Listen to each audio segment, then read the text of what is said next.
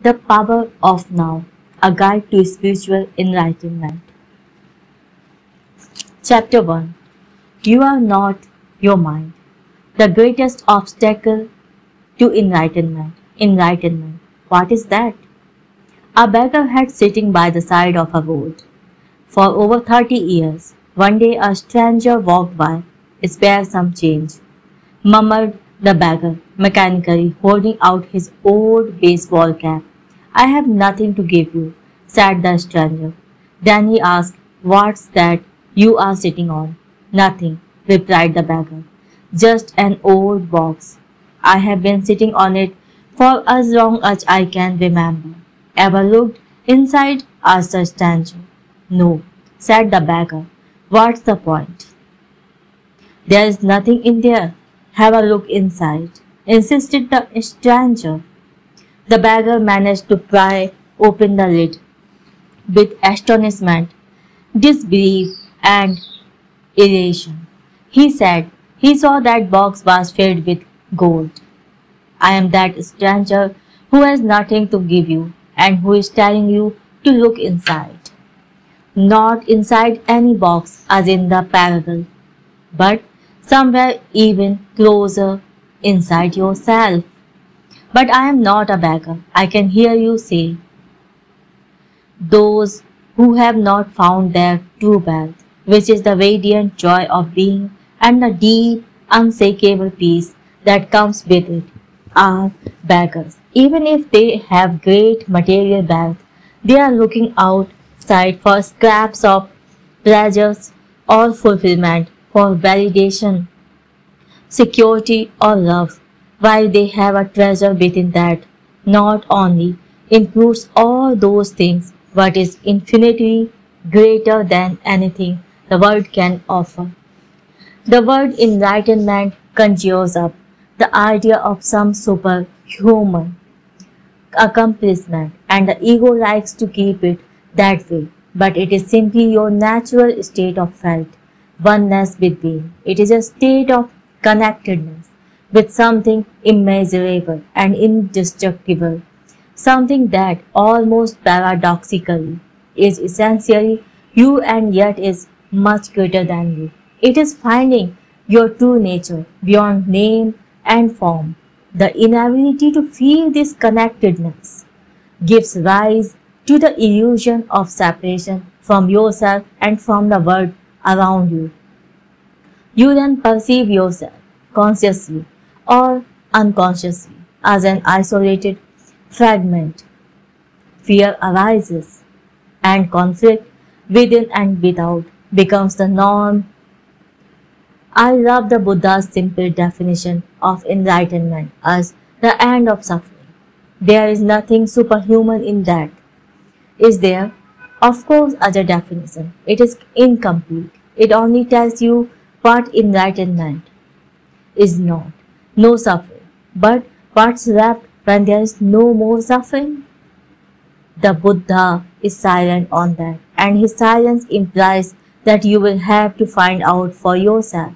He uses a negative definition so that the mind cannot make it into something to believe in or into a superhuman accomplishment, a goal that is impossible for you to attain. Despite this precaution, the majority of Buddhists still believe that enlightenment is for the Buddha, not for them, at least not in this lifetime.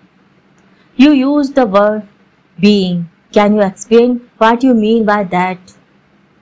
Being is the eternal, ever-present, one life beyond the myriad forms of life that are subject to birth and death. However, being is not only beyond but also deep within every form as its innermost invisible and indestructible essence. This means that it is accessible to you now as your own deepest self, your true nature, but don't seek to grasp it with your mind. Don't try to understand it. You can know it only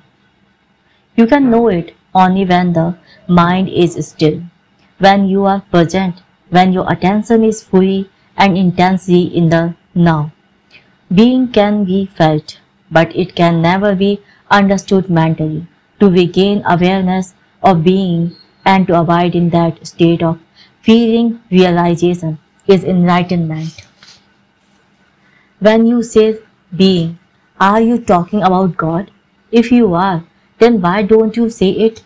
The word God has become empty of meaning through thousands of years of misuse. I use it sometimes, but I do so sparingly. By misuse, I mean that people who have never even glimpsed the realm of the sacred, the infinite vastness behind that word, use it with great conviction as if they knew what they are talking about, or they argue against it as if they knew what it is that they are denying. This misuse gives rise to absurd beliefs, assertions, and egoic delusions, such as my or our God is the only true God and your God is false, or Nietzsche's famous statement, God is dead. The word God has become a closest concept. The moment the word is uttered, a mental image is created, no longer perhaps of an old man with a white beard, but still a mental representation of someone or something outside you, and yes, almost inevitably a male someone or something. Neither God nor being nor any other word can define or explain the ineffable reality behind the word.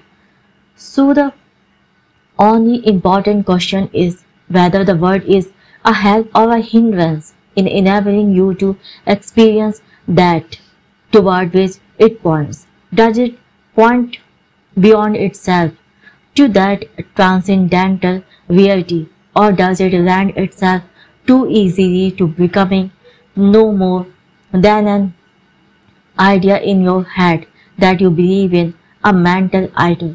The word being explains nothing, but nor does God. However, is the advantage that it is an open concept. It does not reduce the infinite invisible to a finite entity. It is impossible to form a mental image of it. Nobody can claim exclusive possession of being. It is your very essence, and it is immediately accessible to you as a feeling of your own presence. The realization I am, that is prior to I am this or I am that. So it is only a small step from the word being to the experience of being. What is the greatest obstacle to experiencing this reality? Identification with your mind, which causes which causes thought to become compulsive. Not to be able to stop thinking is a dreadful affliction, but we don't realize this because almost everybody is suffering from it. So it is considered normal. This incessant mental noise prevents you from finding that realm of inner stillness that is inseparable from being. It also creates a false mind-made self that casts a shadow of fear and suffering. We will look at all that in more detail later. The philosopher Descartes believes that he had found the most fundamental truth when he made his famous statement, I think therefore I am. He had in fact given expression to the most basic error, to equate thinking with being and identity with thinking. The compulsive thinker, which means almost everyone, lives in a state of apparent separateness in an insanely complex world of continuous problems and conflict, a world that reflects the ever-increasing fragmentation of the mind. Enlightenment is a state of wholeness, of being at one and therefore at peace, at one with life in its manifested aspect, the world as well as with your deepest self, and life unmanifested. At one with being, enlightenment is not only the end of suffering and of continuous conflict within and without, but also the end of the dreadful enslavement to incessant thinking. What an incredible liberation with us is. Identification with your mind creates an opaque screen of concepts, labels, images, words, judgments, and definitions that blocks all true relationships. It comes between you and yourself, between you and your fellow man and woman, between you and nature, between you and God. It is the screen of thought that creates the illusion of separateness, the illusion that there is you and a totally separate other. You then forget the essential fact that underneath the label of physical appearances and separate forms, you are one with all that is. By forget, I mean that you can no longer feel this oneness as self-evident reality. You may believe it to be true, but you no longer know it to be true. A belief may be comforting only through your own experience. However, does it become liberating? Thinking has become a disease. Disease happens when things get out of balance. For example, there is nothing wrong with cells dividing and multiplying in the body. But when this process continues in disregard of the total organism, cells proliferate and we have disease. Note, the mind is a superb instrument if used rightly.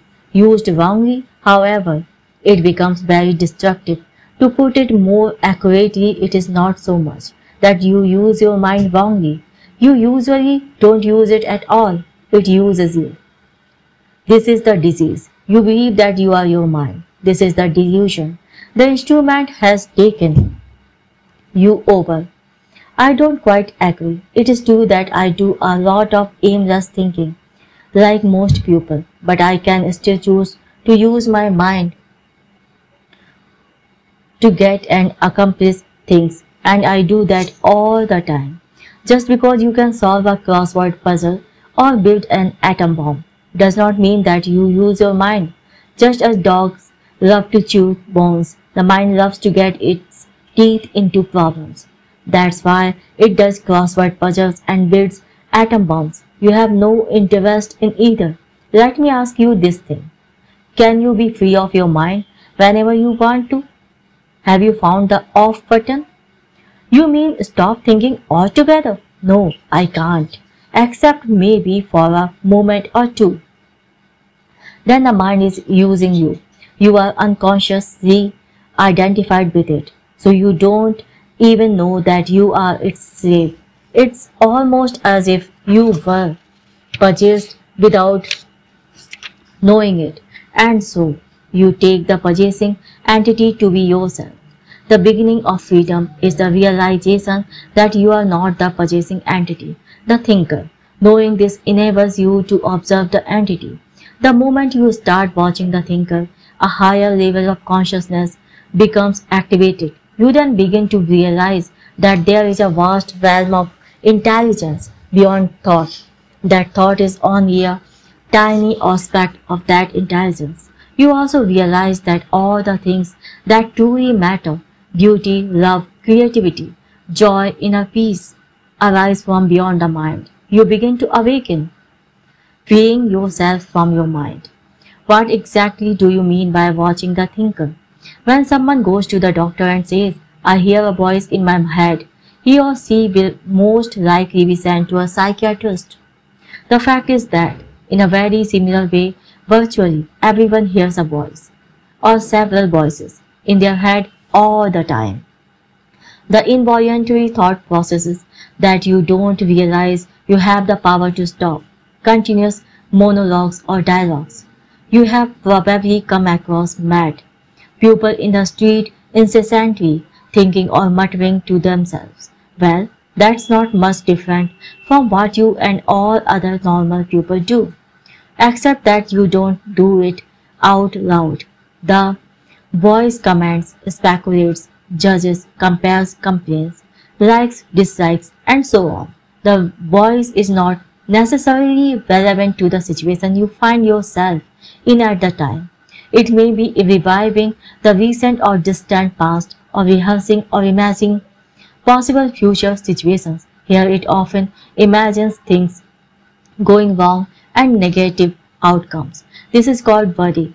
Sometimes this soundtrack is accompanied by visual images or mental movies.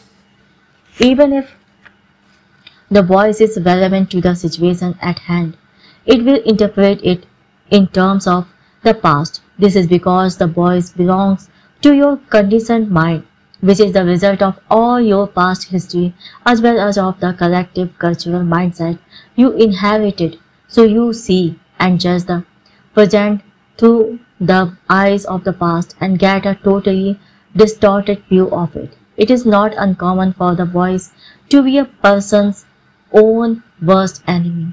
Many people live with a tormentor in their head that continuously attacks and punishes them and drains them of vital energy. It is the cause of untold misery and unhappiness, as well as of disease.